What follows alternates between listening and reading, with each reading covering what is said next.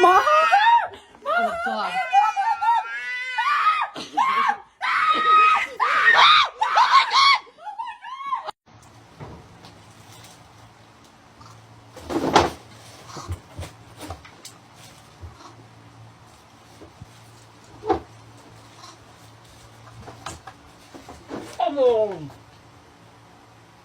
You out here reflecting, huh?